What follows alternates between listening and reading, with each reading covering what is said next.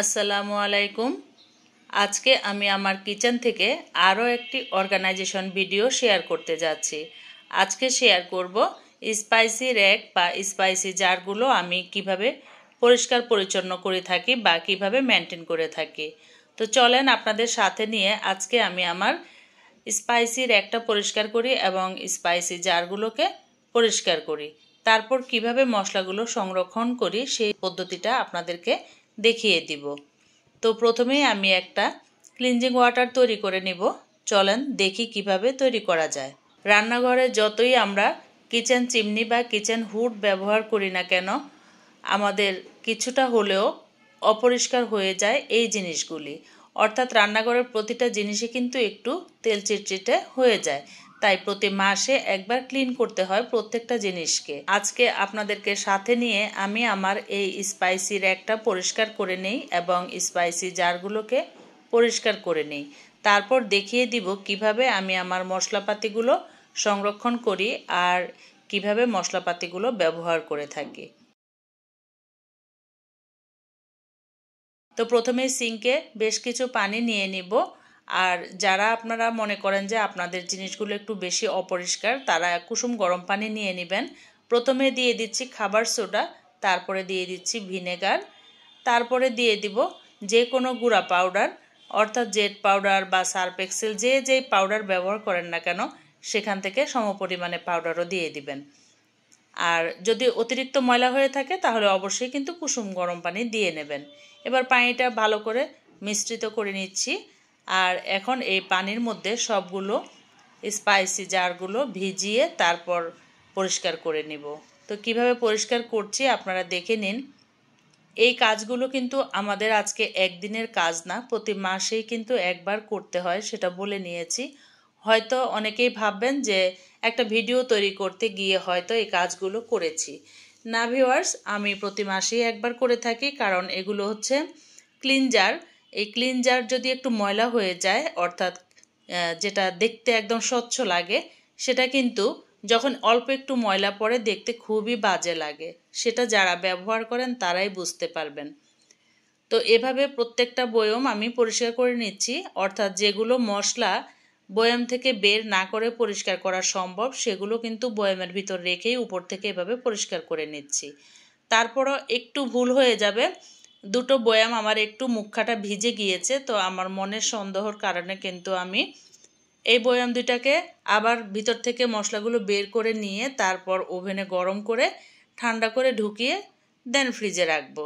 তো পুরো প্রসেসিংটা আপনাদেরকে দেখিয়ে দিচ্ছি। এভাবে কিন্তু প্রতিটা বয়াম এভাবে ডলে ডলে পরিষ্কার করে নিতে হয়। আর এই পানিটা এত কার্যকরী, রান্নাঘরের যে কোনো তেল চিটচিটে জিনিস পরিষ্কার হয়ে যায়। আমি মুখে বললে আপনারা হয়তো বিশ্বাস করছেন না, আপনারা ভিউয়ার্স একটু করে দেখবেন।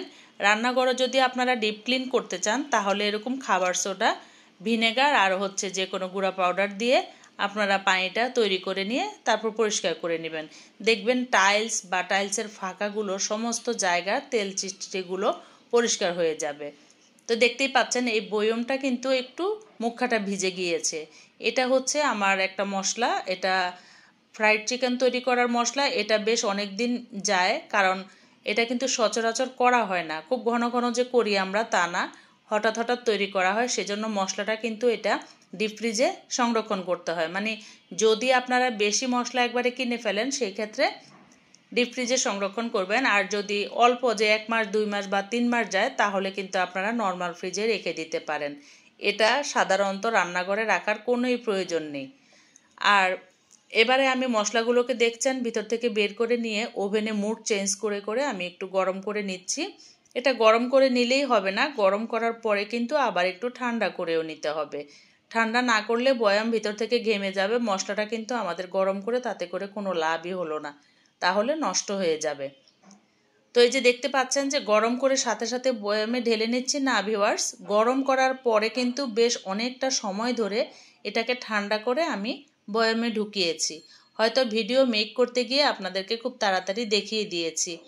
আর এখন যে তিলগুলো ছিল, সাদা তিল, এগুলো বেকিং আইটেম তৈরি করতে লাগে, সেগুলো একটু মনে হচ্ছে যে ঠান্ডা ঠান্ডা ভাব, সেজন্য আমি এগুলো আবার গরম করে নিয়েছি এবং গরম করার পরে কিন্তু আবারও বেশ খানিকক্ষণ সময় ধরে এটাকে পুরো ঠান্ডা করে নিয়েছি। এই তো দেখেন সব মশলার সমারোহ। এখানে খালি এই মশলাগুলো যে তা না, কিছু মশলা আছে আমার ডিপ ফ্রিজে সংরক্ষণ করা, আবার কিছু আছে নর্মাল ফ্রিজে সংরক্ষণ করা। তো ওইগুলো তো আর বয়ামগুলো পরিষ্কার করার প্রয়োজন হয় না, ওগুলো যেহেতু ফ্রিজের ভিতর থাকে। যেগুলো রান্নাঘরে থাকে সেগুলোই একমাত্র পরিষ্কার করা দরকার হয়ে থাকে আমাদের। এখন সবগুলো জারের মুখা লাগিয়ে নিচ্ছি, আর এই জারগুলো কিন্তু আরে ফেলেন আমি প্লাস্টিকই ব্যবহার করছি আপাতত, তবে চেষ্টা করব কাচের বয়ামে ফিরে আসতে। আমাদের ঘরে কিন্তু অনেক কাচের বয়াম আসে, যেমন নাটেলা, তারপরে মধু, কফি, ভিন্ন ভিন্ন জারগুলো কিন্তু আমি সংরক্ষণ করছি। তো বেশ কিছু জার আমার আছে কাচের, আর বেশ কিছু কিন্তু আমি কিনে নিয়েছি আরএফএল থেকে। এগুলোও চেঞ্জ করব ধীরে ধীরে। তবে বর্তমানে বাজারে কিন্তু অনেক ধরনের কাচের জার পাওয়া যায়, তো কেন টাকা নষ্ট করব, তাই না? তার থেকে আমি যে বয়ামগুলো জোগাড় করে রেখেছি সেগুলো থেকেই কিন্তু আমার কাজগুলো কমপ্লিট হয়ে যাবে। এবারে চলেন আপনাদেরকে সাথে নিয়ে এই স্পাইসি র্যাকটা পরিষ্কার করে নেই। আমি যে পানিটা তৈরি করে নিয়েছি সেই পানিতে কাপড়টা ভিজিয়ে ভিজিয়ে তারপরে এই র্যাকটাকে পরিষ্কার করে নিয়েছি। আর এই যে মশলা জারগুলো এভাবে সাজিয়ে নিচ্ছি, আপনাদের যেভাবে সুবিধা সেভাবে সাজিয়ে নেবেন। এটা কিন্তু একদিনের কাজ না, এটা প্রায় প্রতি মাসে কিন্তু আমাদের একবার করে করতে হয়। যদি অতিরিক্ত ময়লা হয় আপনাদের, তাহলে 2 বার বা সপ্তাহে 1 দিন হলেও করবেন। আর আমার যেহেতু কিচেন চিমনি আছে, তো আমি মাসে একবার করলেই আমার হয়ে যায়। এই যে মশলাগুলো এগুলো একটু ঢেলে নিলাম, আর এগুলো এখন আমি ডিপ ফ্রিজের বা নর্মাল ফ্রিজে রাখবো। চলেন ড্রাই কর্নারে রেখে দেই, যে মশলাগুলো আমি 2-3 মাস ধরে খাবো। অর্থাৎ যে মশলাগুলো আমার লাগে তবে সচরাচর লাগে না। আর এখন আমি আমার যে গুঁড়ো মশলাগুলো প্রতিদিন লাগে সেগুলো রিফিল করে নিচ্ছি। এখানে দেখতে পাচ্ছেন হলুদ ঢেলে নিয়েছি রাঁধুনির প্যাকেট থেকে। আমি সাধারণত গুঁড়ো মশলাগুলো কিন্তু বাজার থেকে কিনে এনে ধুয়ে তারপর ছাদে রোদে দিয়ে শুকিয়ে নিই, এবং শুকনো মরিচের বোটাগুলো ফেলে দিয়ে তারপর শুকনো মরিচটাও আবার ছাদে একটু শুকিয়ে নিয়ে ভাঙিয়ে নিয়ে আসি। তো আমার হলুদের গুঁড়াটা শেষ হয়ে গিয়েছে, সেজন্য আমি রাঁধুনির 1 প্যাকেট হলুদ নিয়ে এসেছি। বাকি যে মশলাগুলো আছে ধনিয়া, জিরা আর হচ্ছে মরিচের গুঁড়া, সেগুলো শেষ হলে আমি একসাথে হলুদ সহ আবার ভাঙিয়ে নিয়ে আসব। তো ততদিন আমাকে কিন্তু এই কেনা মশলা রাঁধুনির উপরে নির্ভর করতে হবে। এখন চলেন একটা মিক্সড মশলা তৈরি করে নেই। হলুদ, মরিচ, ধনিয়া সমপরিমাণে নিয়ে মিক্সড করে নিচ্ছি।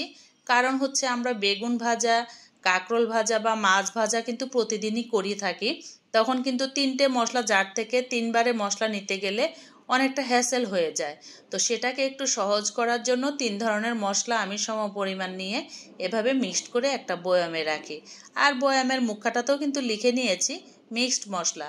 এটাতে তো আমি যদিও অভ্যস্ত হয়ে পড়েছি, তারপরও লিখে রাখলে সুবিধা হয় যে অনেক সময় কিন্তু বাসায় গেস্ট আসে, তারা রান্না করে।